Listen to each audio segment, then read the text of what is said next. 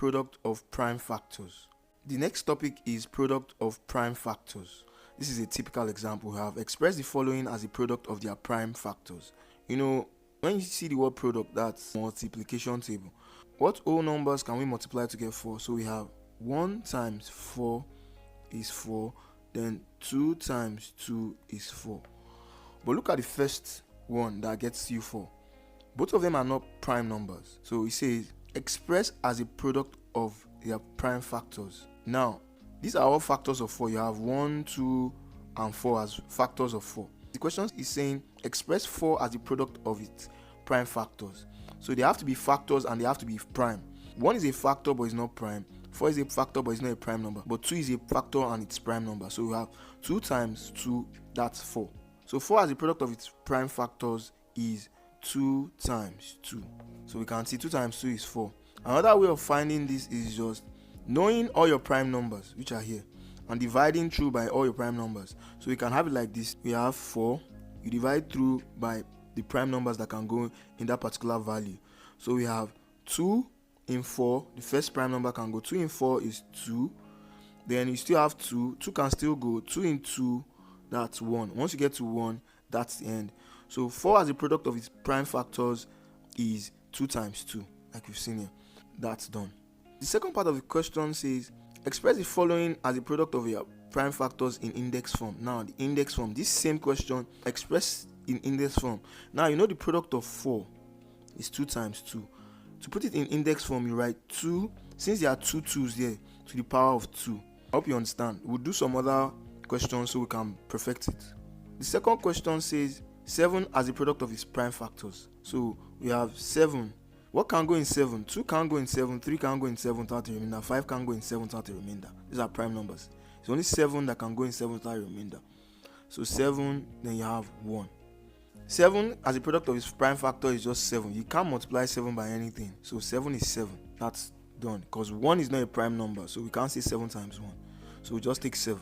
The next is C, 8. Express 8 as a product of its prime factors. So we have 8. We start with the smallest prime number. We divide by the smallest prime number. 2 in 8 is 4. 2 can still go in 4. 2 in 4, 2. Then 2 can still go into 2 in 2, 1. So we have 8 as a product of its prime factor as 2 times 2 times 2. 2 times 2 is 4. 4 times 2 is 8. So these are prime numbers that will multiply themselves to give you the value of the number you are asked to create a product of its prime factors. So the product of prime factors of 8 is 2 times 2 times 2. And this in index form is 8 equals 2 raised to power 3. Because there are 3 2's here multiplying themselves. You have 1, 2, 3. So you have 2 raised to power 3. The next number is 12. So we're expressing 12 as a product of its prime factors. So you have 12. 2 first, you take the first prime number and divide 12 by the first prime number. 2 in 12 is 6. 2 can still go in 6. 2 in 6. 2 in 6, that's 3. You can only move to the next prime number once the first one cannot go in it anymore. Now, we can't get 2 in 3 without a remainder, so the next prime number is 3, so we'll go for 3. Then we have 3 in 3, that's 1. 12 as a product of its prime factors is 2 times 2 times 3. So we have that's 2 times 2 times 3. You can confirm by saying 2 times 2 is 4. The result of 4 times 3, that's 12. Now, to express this in index form, you can have it as 12 equals 2. How many 2's are there? You have 2 2's. 2 raised to power 2 times 3.